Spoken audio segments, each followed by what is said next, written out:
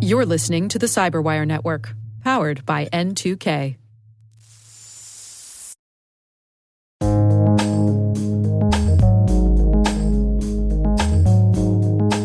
The word is brute force attack.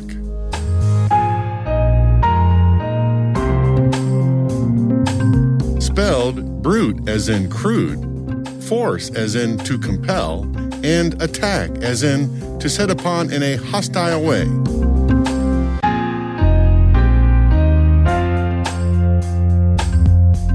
Definition: a cryptographic hack that relies on guessing all possible letter combinations of a targeted password until the correct code word is discovered.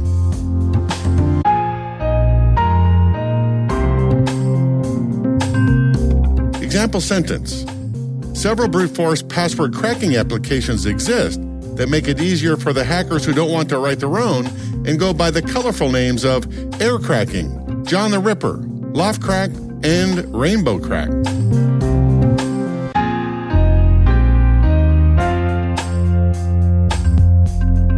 Origin and context. According to Dr. Fernando Corberto, he invented the idea of passwords in the 1960s to stop MIT students and teachers who shared the same mainframe and file system from needlessly nosing around in everybody's files and to limit their computer time. They imposed a 4-hour limit.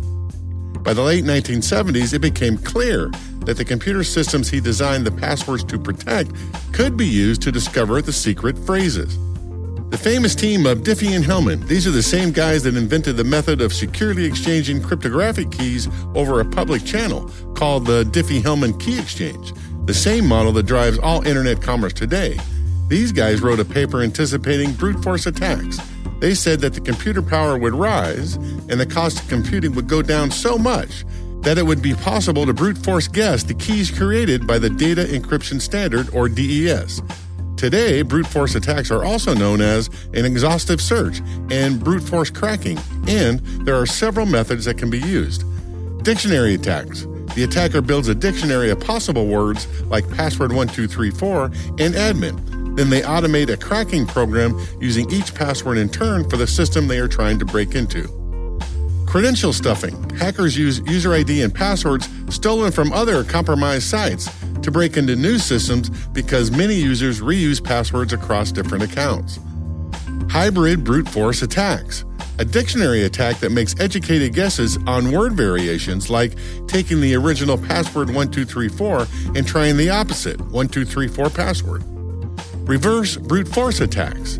Instead of a dictionary of potential passwords, the hacker creates a dictionary of potential usernames and then runs a list of generic and common passwords against them.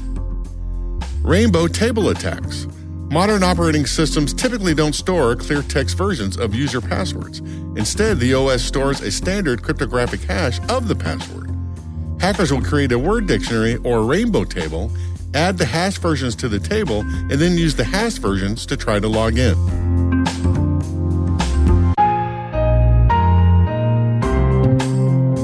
Nerd reference.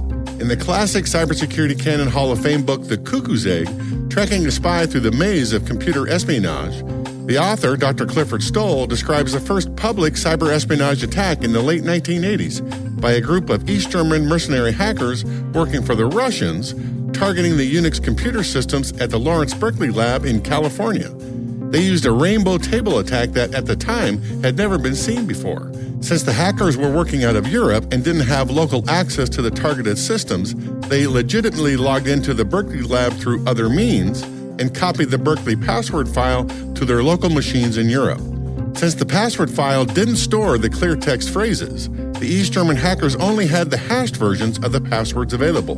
But since all Unix systems at the time used the same one-way hash function to transform passwords, the hackers used that function locally to transform every word in a dictionary and then compared the dictionary hashes to the downloaded password hashes looking for a match.